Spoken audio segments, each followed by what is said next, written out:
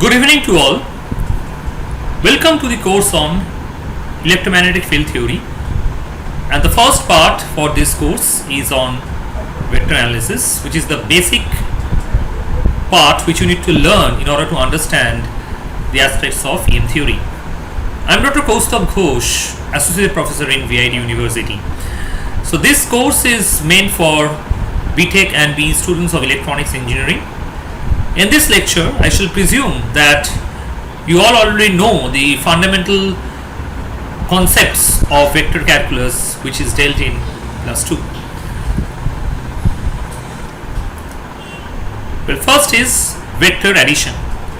Let us assume you are having two vectors A and B.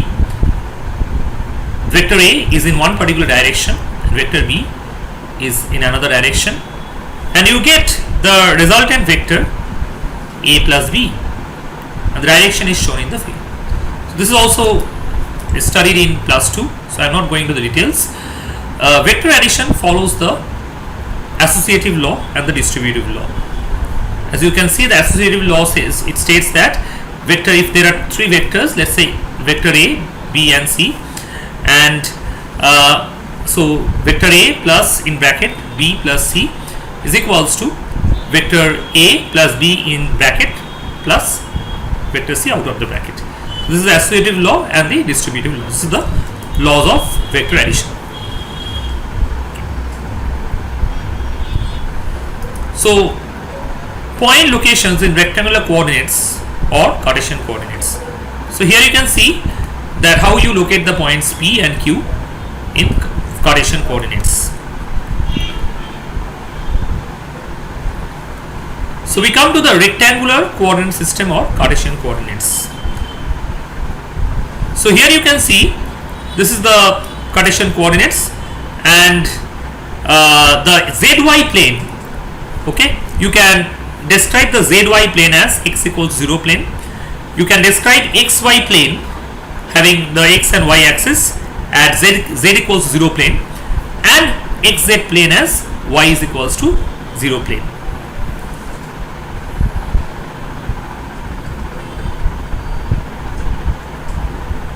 So we come to the differential area and volume element. How you represent the differential area and volume element in terms of vector. So here you see, if you consider a cube having length, the dimensions dx, dy, dz, how you represent the area of a surface. Let's say area in the surface in the xy plane can be represented by dx, dy and z cap. Z cap is the unit vector along the z direction. So that you in this way you represent the area. Similarly, the surface area along the xz plane is represented by dx, dz, y cap, where y cap is the unit vector in the y direction.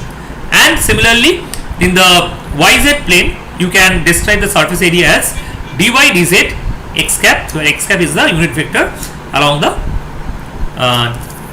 x direction. Okay, so how you represent the volume of the cubic element? So it's very much simple. So volume is length into height. So you can represent this volume by dx, dy, dz. Orthogonal vector component. So what is this orthogonal vector component? Let's see. Let's say we are having the three vectors which are orthogonal to each other, which are perpendicular to each other. So the resultant vector is given by the three vectors, that is x vector plus y vector plus z vector, and the direction is shown in the figure. So in here you see x, y and z are perpendicular to each other, and you can find out the resultant vector of these three vectors. Orthogonal unit vectors. Okay. So what are these orthogonal unit vectors? So in order to describe, so unit vectors are the vectors which have unit magnitude. So it's same as the kind of unitary method you have studied in, I think in your class 8. You have studied that suppose you want to know the particular value. So you have to find out what is the that particular value for 1 unit, and then you can multiply that particular value. Okay, so that is the unitary method concept. So here unit vectors means for each of the dimensions what is the unit vector along x, y and z. Let's say the unit vector along x is ax, that means it is having unit magnitude and the direction is in x direction. Unit vector along y is ay, that means it is having unit magnitude in ay direction, and unit vector along z is az, having unit magnitude in the z direction. Okay, so these are the unit vectors which are used to represent any kind of vector in terms of this unit vector. Vector expressions in rectangular coordinates. So let's say you are having any general vector b, which is given by b is equals to bx ax. Bx is the magnitude of b in the x direction multiplied by, or the it's a dot product with the unit vector. So that gives you the total magnitude in the b direction, and in the in the bx direction, and having the unit vector ax, plus it is represented by by ay plus bz az. Magnitude of b can be represented as square root of bx square plus by square plus bz square, and unit vector in the direction of b can be represented by that particular vector by its magnitude. So that gives you the unit vector in the direction of b. So vector representation in terms of orthogonal rectangular components. So here you can see how you represent the vector in orthogonal rectangular components. Let us say you are having this kind of vectors that were the points p and q. Point p having the coordinates 1, 2 and 3, and q 2, -2 and 1. So if you so what are the vector represent these two vectors, these 2 points? Okay, so let's say the p, you can represent the vector p as the vector from the origin, that is rp. Okay, and q also as a vector from the origin, that is rq. So how you represent the rpq? So you can see rpq can be represented as rq minus rp. That means it is 2 minus 1 ax, -2 -2 ay, and 1 minus 3 az. So it's given by ax minus 4y minus 2 az. Okay, so let's see, take an example.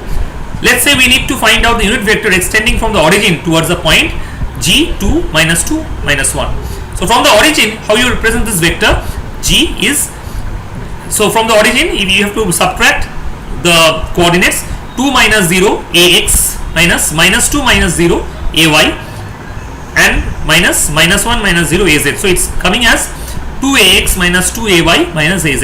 So you take the magnitude, so that gives you 2 square minus 2 whole square plus -1 whole square root over of that, it will give you 3, and you get the unit vector, that is that particular vector by its magnitude gives the unit vector from the origin to the point g. So dot product, the two vectors, let's say a and b, the dot product or the scalar product. So again it is known as the scalar product because if you do the dot product, it gives you a scalar quantity. So it is defined as the product of the magnitude of a and the magnitude of b and the cosine of the smaller angle between them. So that is the dot product. So a dot b is magnitude of, you have to take the magnitude of a, magnitude of b, and the cosine of the angle between the two vectors. So this is how it is represented, and this dot product follows the commutative law, that is a dot b is equals to b dot a, and of course the resultant is the scalar quantity.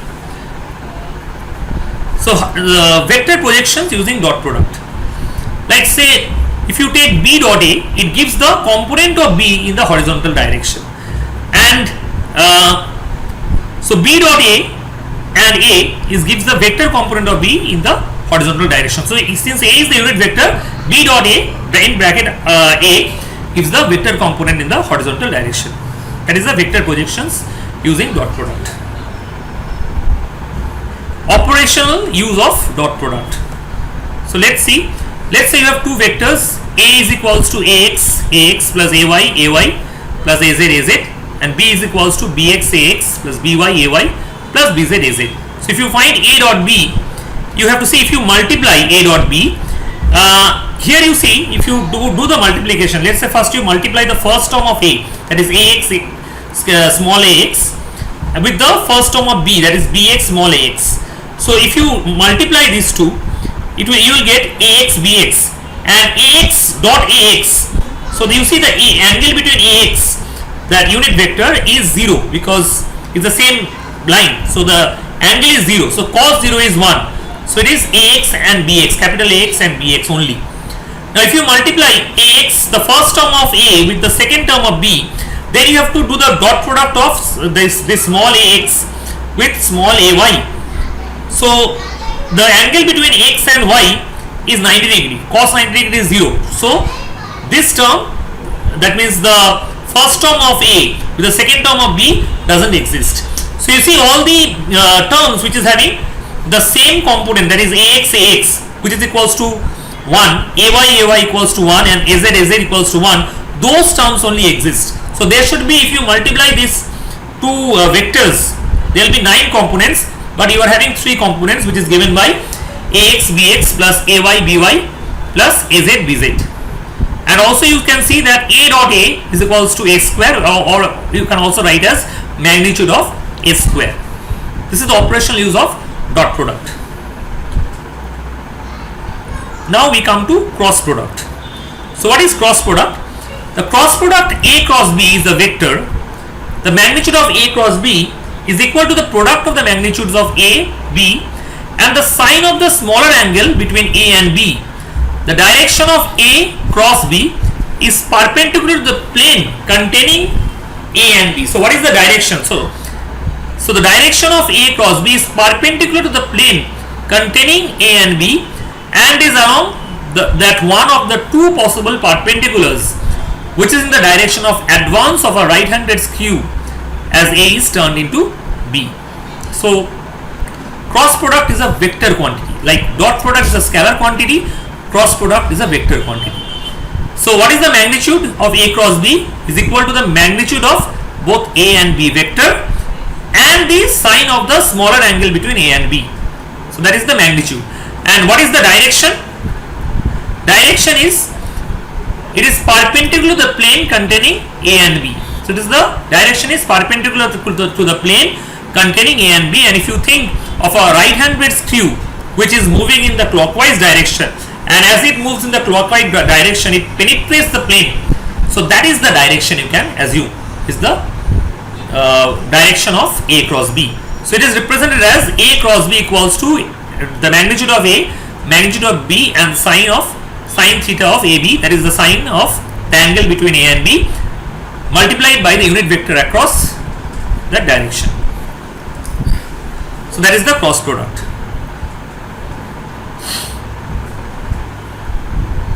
So operational definition of the cross product in rectangular coordinates. So how you define the cross product? Let's say you are thinking about A cross B.